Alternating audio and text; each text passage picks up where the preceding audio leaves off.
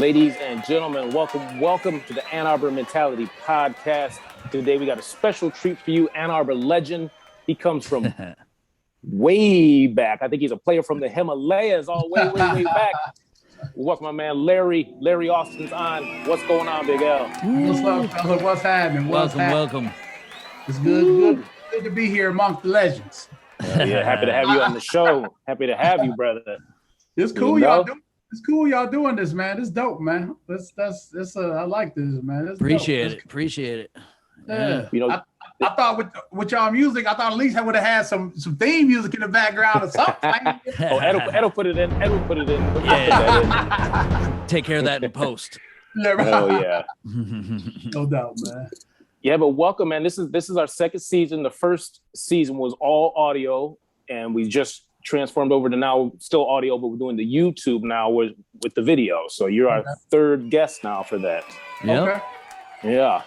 I'm gonna have to go follow the channel, man. I was trying to get on there and check it out before I got on, but you know, it'd be when you're running business. It's all good. It's all good. You know, we had people on there before, you know, from Larry Lage to Matt Compton to this and that. So, you know, people like stories, you know. I mean, it's Ann Arbor, man. It's everything you already know. Yeah, for sure, bro. Absolutely. Beautiful place to grow up. Mm-hmm. Well, you know, tell our followers, tell people who are tuning in who you are, and just tell us a little about yourself. Larry Austin. Grew up in Ann Arbor. Got 3 sisters and a brother. I always call my cousin. I include her in the sisters because we all grew up in the household together. So I got 3 sisters and a brother. Lots of nieces and nephews. Probably around 20 plus between nieces and great. Nieces and nephews. You know, I'm all about family, and you know, I love Ann Arbor. You know, that's why it's pretty cool y'all doing this, man. Yeah, I'm about family, man. That's that's always my priorities. Make sure my family is good to the best of my ability, man. Work, stay out the way. You know what I mean? I've never been into street stuff and all that. That ain't really my thing, and I just stay out the way, man. Do me, take care of my family, chill with my wife, try to travel when I can.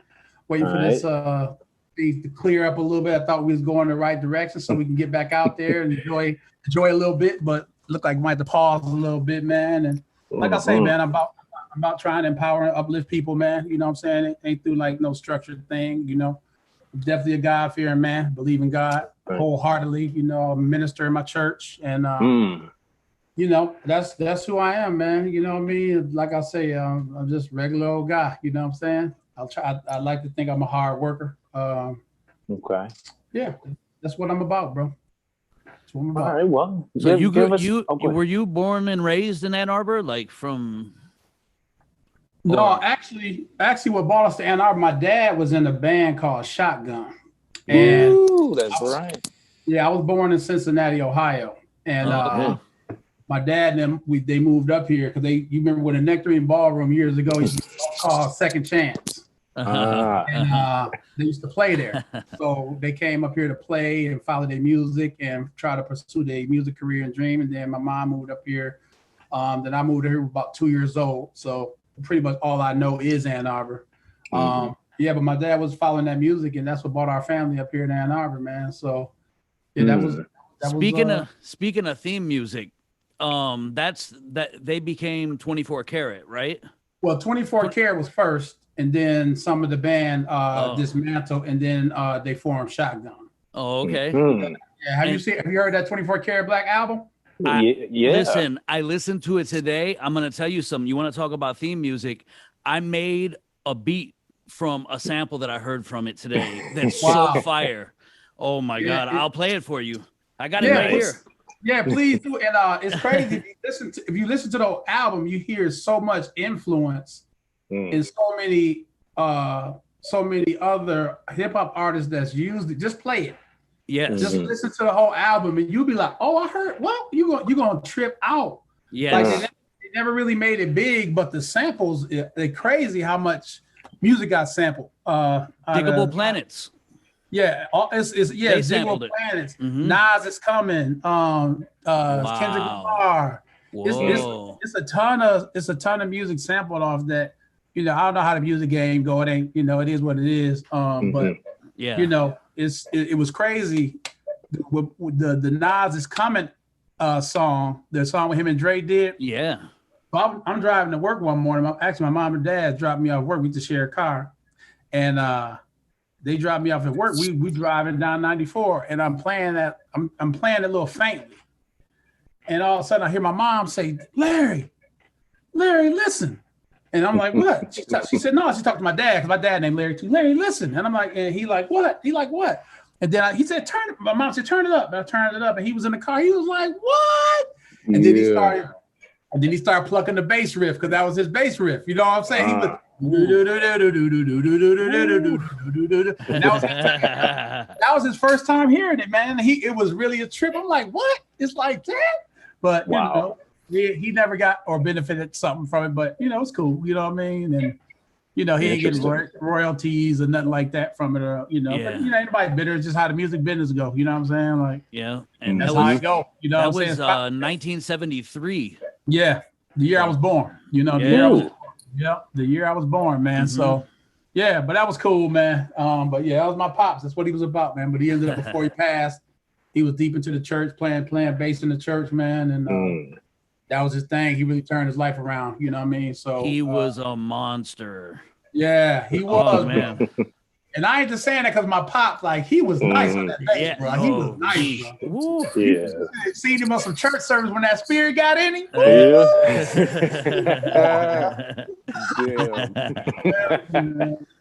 Oh, wow. He was cold, bro, for real. For real, yeah, he cold. Absolutely, man. The beat today, that's what I spent hours trying to get the loop right because the bass was driving the beat. And the drummer was like playing off of him, and the bass was playing the one and everything. And he was playing like a complicated bass with like, you know, low parts, high parts, you know, just going too. And I slowed it down when I sampled it, you know, but when he was playing it, it was fast. I'm like, and I'm sitting there thinking, it took me a minute. Like I had to slow it down just to chop it even. And I'm like, oh my God.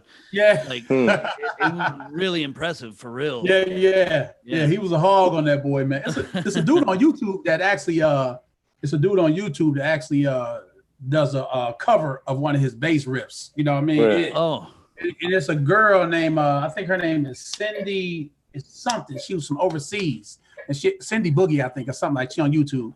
And she had called my mom. She said, hey, she wanted my mom to give her permission to do his riff on YouTube. And it was really cool. You know, she was back for my mom. I think she in Paris or something. But it was just real cool. You know what I'm saying? Wow. And, you know, he didn't get to see that while he was living. But, you know what I'm saying? That's just kind of a good way for us to keep remembering him. That is, you know, every time we listen to his music, it really puts us in that place of him still being here. You know, he left us with a lot of memories. He left us with a lot of game he instilled in us. But, you know, when you hear that music, it just brings him back to life to me because he loved it so much. You know what I'm saying? So, you know, it's awesome, man. It's awesome to have that to go through. You know? So check out some more of that music on YouTube. Shotgun is out. I'm going to Amazon. Yes, he got some. He got some slow jams too, bro. Okay. That's what's up. Yeah. So give us a little bit of your background. So what junior high did you go to? I went to Scarlett. And I went to Tappan. Yep, Scarlett and Tappan. Started 7th grade in Tappan. Then went to Scarlett. Tappan. Went to Scarlett first. Okay. Then they did this thing where they broke our neighborhood up in half. So half the neighborhood went to Scarlett, the other half went to Tappan. I think personally they was trying to diversify the school. I think so. Trying to diversify a little bit. Back then. So I went to Tappan Middle School. Then I went to Pioneer.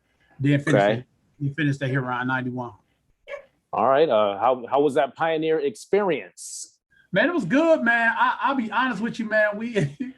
I skipped school a lot, man. We used to be.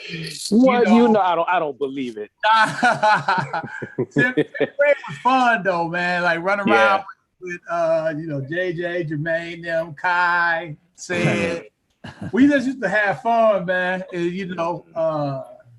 we just skip a lot, man. Have fun, and it was something, man. It was cool. And then went to Huron. That was Oh, you did both Pioneer and Huron? I went to Pioneer and Huron. Oh, you're a worldwide player right there. and then you know, they used to have that class where you leave Huron and go back to Pioneer. I think it was a cooking class, I believe. Really? So we would leave Huron, and the class was actually at Pioneer. It was I think it was a culinary class, and it was like a 2-hour class or an hour and a half or something. You would leave the building, go to Pioneer culinary class, and then go back to Huron to finish the day out, man. So. Yeah, man, it was. I mean, both of them was really cool. I think it's nothing like the Pie High football games. You know what I'm saying? But yeah, man, it was good, man. Both of them. Yeah. So how was it? Here comes young L walking up in the Huron Pioneer representative. Like, I'm coming through the doors. Was it open arms, or they were like, man, you from the other side? What was it like? No, man. Like, you know, the thing about Ann Arbor is like we all grew up together at some point. You know what I'm saying? Like. You know, mostly, you know, from playing basketball, rec league. So I played, you know, rec basketball from like 5th grade up to probably 8th or 9th grade. So, you know, I knew everybody already from directly. You know, we played against everybody. You know, I think that's the thing about Ann Arbor. Everybody kind of like family. You know what I mean? Y'all might go y'all separate ways for a few years, but y'all gonna cross paths again. You know what I'm saying? Like, I mean, I think my family lived in Stony Brook, you know, 3-4 times. You know what I'm saying? We moved from the Brook, go back to the Brook, you know, we lived on the west side. We lived in North Campus, you know what I'm saying? Everywhere, man. So I think when you kind of come up and, you know, we moved a lot. So moving a lot, you meet a lot of people. So when I went to Huron, it was just like, you know, we didn't hang at the beginning far as the time between I went to Pioneer and went back to Huron. But when I walked in, I'm like, oh, that's Joey, man. What's up from who? What's up? You know what I'm saying? It was just instant love, man. It wasn't no issues, man. I think, like I say, that's what I like about Ann Arbor, man. I think it's always been like a big family feel to me. You know what I'm saying? Okay. So you were double clicked up. Double clicked up. Yeah, man. You know, plus me anyway. I wasn't about being in no mix and no mess anyway. So, you know, if any mess come around, you know, I usually try to stay out the way anyway. You know what I'm saying? But that just wasn't my thing. Yeah. Beefing and all that never was who I was. You know what I'm saying? So right. You know, I just kept it cool with everybody. Like I said, I grew up in the Brook, so that's where Pioneer went. Then we moved over to Creek Street, over off of Platt and Packard area. So that's where I ended up going to Huron. You know what I'm saying? Yeah. It was all love, man. I never had no issues with nobody in the city, man, ever. You know what I'm saying? Nice. Just not to think of. And it's always been love, man, for real. Yep. I met Corey at Scarlet, and then I met you at Huron. Exactly. See how that go? Exactly. Yeah. I remember that. I remember Ed coming through with the white truck, like Ed, that white truck. But you was ahead of your time with that truck. Right. That's like equivalent. That's equivalent to an Escalade today. You know what I mean? Hell yeah. I'm 25. Yeah. We have to bump the ST with the bed all hooked up in the back. I remember that. Yeah. He was a young blood riding good. I remember that. I was like, these boys lucky riding like that at this age. Hey, young boys riding good. Yeah, you was riding good. Yeah, but you look back on it, it was really just a 89 Chevrolet S10. Yeah, back then it seemed like a Bentley or something. Yeah, it did to me too. Like, take your shoes off before you get in. Yeah, here Ed coming down the block like, oh, that's Ed right there. Well, I mean, since we're on that game, did you ever get in the car game? Because I mean, Corey got into it a little bit. I remember he had like the Escort or something, so he got into it for a minute. And what cars do you remember? You know, like whether it's like Sweet and Low, Melly Mel. What do you recall?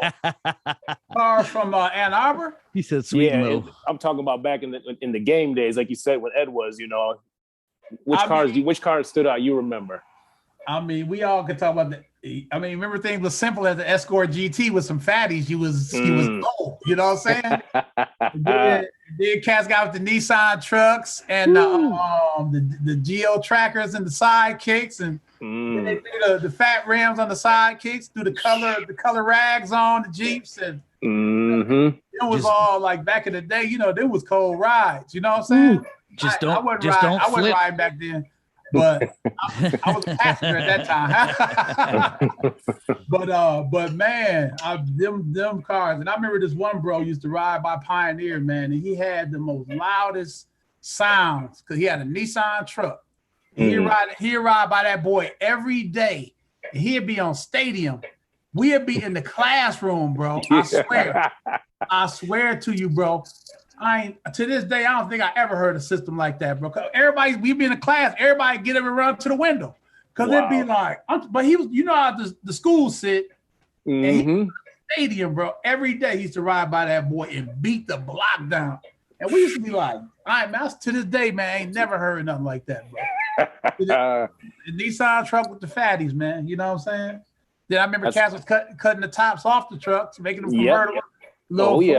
Four Rangers and the S10 that's cutting the tops off. So, you know, diamond. Eric McGaw, he chopped the top of his Escort. You remember that? I remember that. Hey, bro.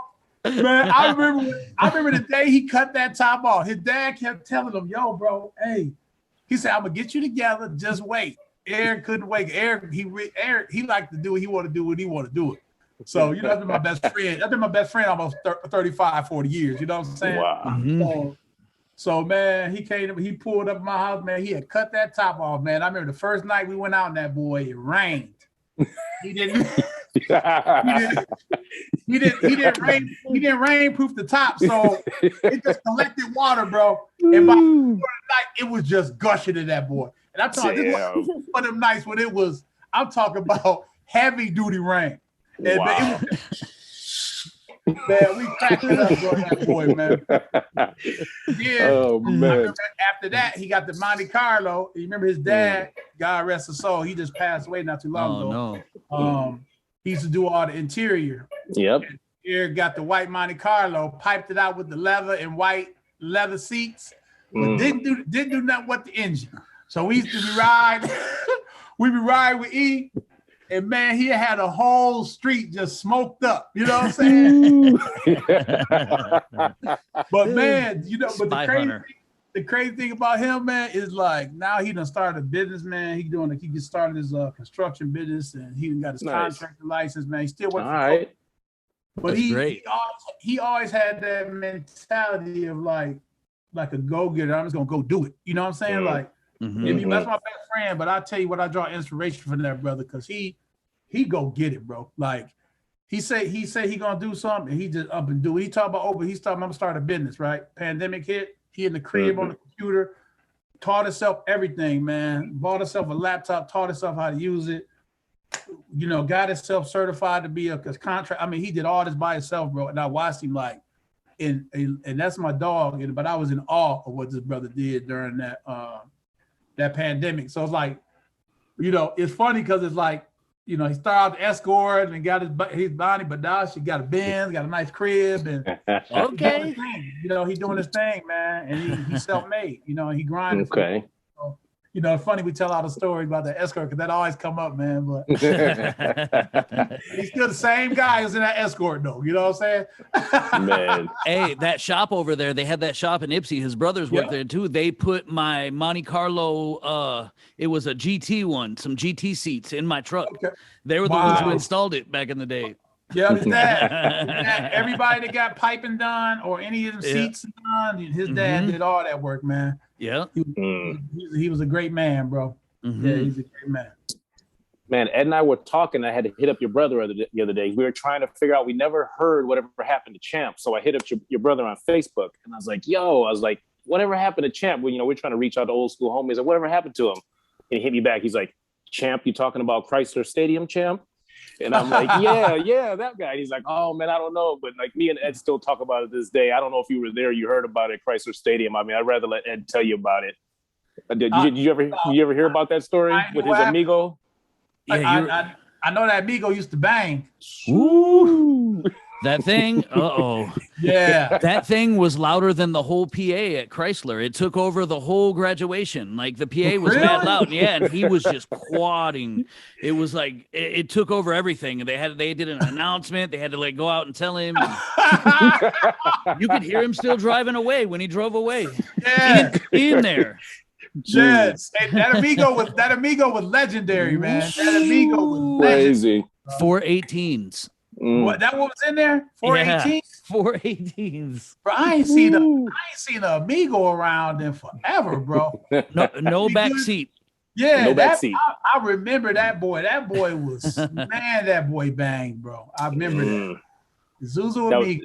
Yeah, I think that was courtesy. Was that courtesy of Future Sound? Yeah, he did do it all at Future Sound. He did. Wow. The install was mad clean. He had Alpine amps. He had Boston acoustic separates all in the doors, and that was back then. And that was when you first saw an Amigo too. You remember that? Like that, that was something new. So he was killing it. You had Alpine back then, baby. You was killing it. Right? Yeah. You had Alpine back then, bro. You was. Oh yeah. All right. That's real. So give us so do you graduate Pioneer or Huron? Huron. Or both? Huron. So you graduate Huron, okay. Late, because I was messing up a lot. I ain't gonna sit here and lie. Yeah. Hey man, we were all having fun on campus, frat parties, college parties, house parties, you name it, Detroit, Canada. We all through, you know. Yeah. So I've been following you for a while, you know, on Facebook, this and that, and I've seen your journey doing different stuff. So tell us how you got into what came first. I want to say more of getting towards God and getting a solid foundation and getting towards ministering, or was the Whole Foods journey first? Right there. Definitely Whole Foods journey. I mean, you know, I always worked retail, so I was working retail when I was going to Huron. I was still working retail. I started retail when I was 15. Any places we might know of?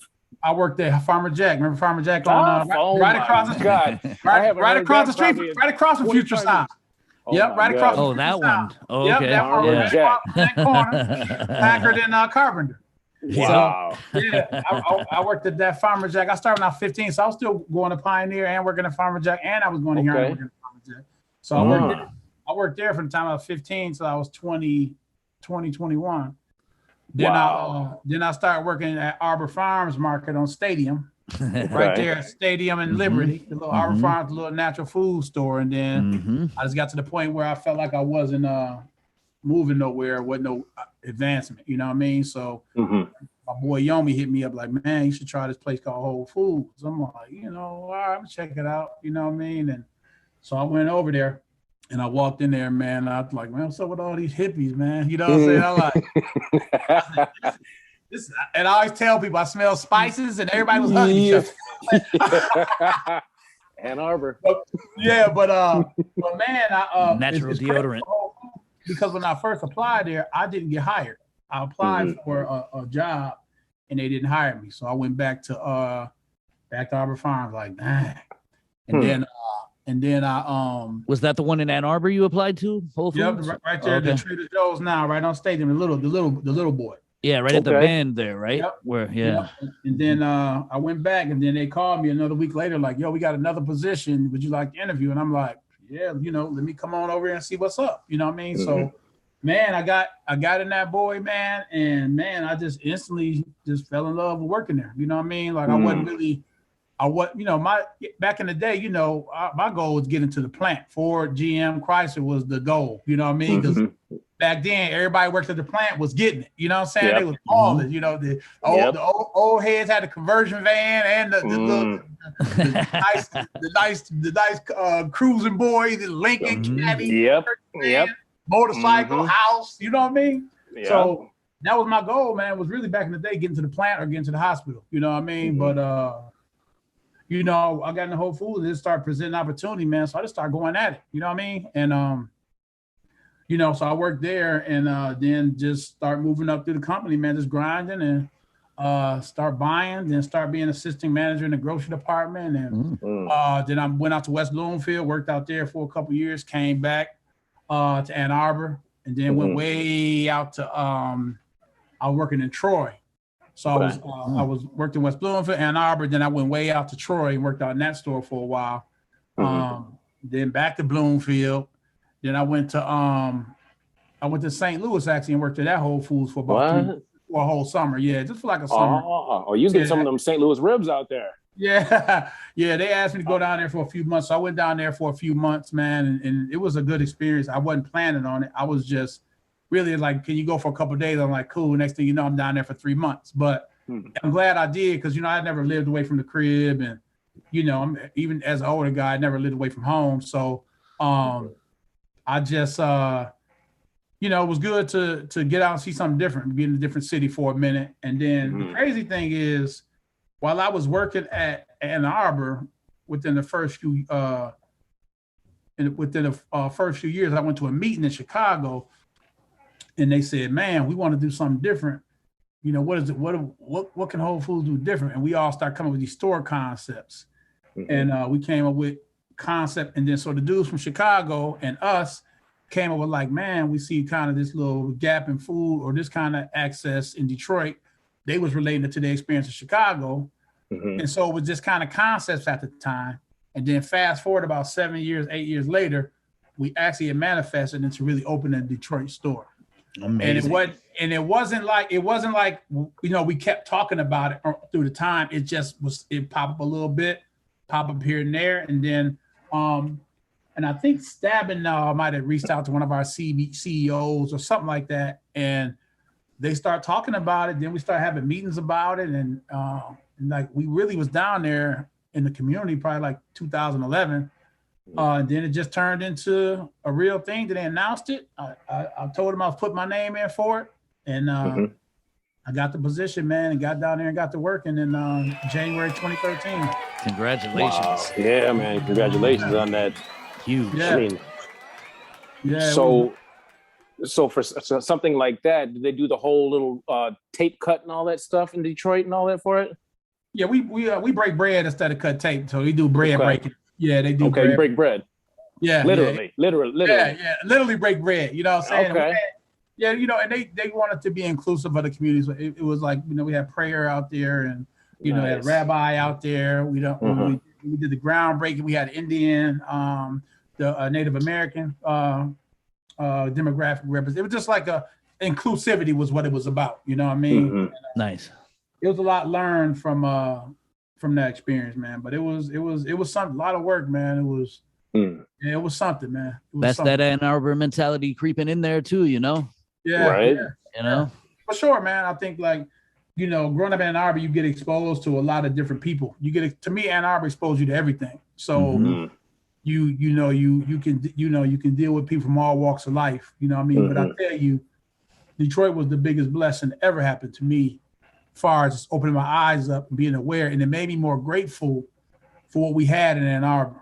You know what I mean? It really did, man. Because like, when I first got there, so let me give you an example. Like I used to pick a couple of my brothers up from church. Actually, God rest his soul, Theo Patterson. I used to pick him up from church. Him and my boy James.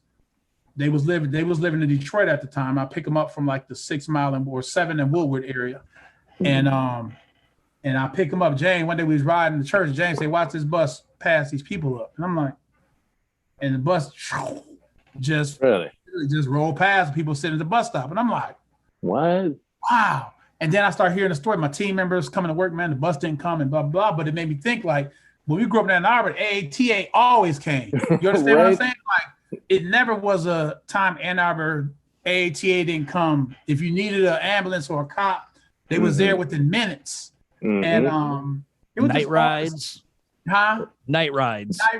Dollar rides, yep. All that kind of stuff. But then like, then it got into the whole, like the food access piece of it. You know what I'm saying? I didn't even realize it was a whole like thing about food, right? We got Kroger's everywhere, Myers, Farmer Jack's, little, and it's not a food desert per se. Like that's disrespectful term to the grocers that do operate in the city, So, but it was, there's more need because they said it was like 200 million, I think a year or something, 150 million a year was shopping outside the city for their groceries. You know what I mean? Really? So like it was a need, right? Farmer Jack was like, at that point we went in, Farmer Jack was the last major chain that had been down there. And had been years since anybody had been there when Whole Foods went back to Detroit.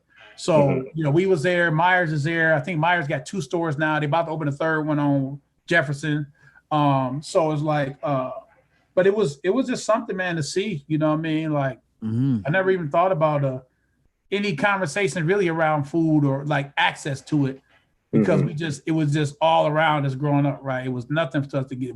That's what we grew up in, you know what I mean? We grew up in getting the ambulance in minutes. We grew up in getting police response in minutes. We grew up in the bus coming. We grew up with city services, and I just learned a lot from being down there, man, that I hadn't seen, man. It really humbled me, you know what I mean? Because, you think people, you think you giving back, and you think you are doing this, not saying you're not, but it really awoke something else up inside of me, man, to really see it's a whole nother world outside Ann Arbor. But I'm grateful for what I had in Ann Arbor, man. You know what I'm saying? I'm grateful for it, I'm grateful for it, and there's nothing to be ashamed of, that we grew up in that, that we didn't have those things to worry about, you know what I'm saying? So where is your store located in Detroit? Mac and Woolworth. Like, right by Wayne State campus. It used to be a Chase Bank. And now it went into in the Whole Foods and bought the bank out, and nice. Right there where the bank was, you know what I mean? Nice. Yeah. Yep. I was over in Corktown not too before the pandemic and stuff, and I couldn't believe how nice everything was over there now. I had a good time over there and went to some good restaurants. I went to Slows.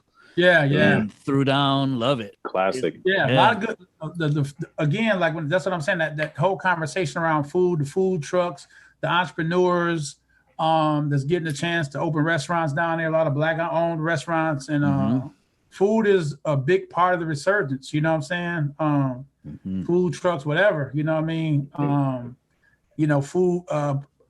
Producers. People making products, selling stores, and it's a lot of hustle and bustle down there in the city, man.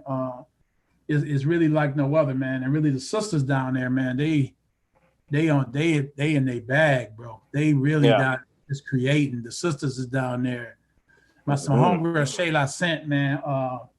She got a popcorn line called Shayla Scents, and man, bro, she's so amazing at what she do, and her flavors. They vegan. Endless popcorn. Like, she done got awards from like Quicken Loans and won contest, but she, man, like, just watching her grind is inspiring, because ultimately I would like to work for myself, have something for my kids. I don't have kids, but my babies, nieces and nephews, my family, to be able to take over. You know what I mean? That's my ultimate goal. So it's great to see down there the entrepreneurial spirit down there. Yes, it's great, man. Detroit is so much different than people think it is. You know what I'm saying? Like, I think there's a way it's projected in the media. But man, when you down there, you just fall in love with it. You fall in love with the people, man. And you meet some real people that really support you and have your back, man. And like senior community down there, man, they show me so much love, man. Like, you come in, like, I'm praying for you. And I mean, I value the seniors in the city, man. So, there you go. That wisdom. Yeah. Right now in real time, you're Whole Foods right now, right? Yeah, I'm still working there. Yeah. Still there. Yeah. And now what about this ministry thing that you've gotten into? Are you still involved? What's going on with that? Yeah, I mean, I minister through my church, New Millennium Baptist Church. We currently looking for a building and whole services and things like that. But I've been with the church for, I don't know how many years. It's been many.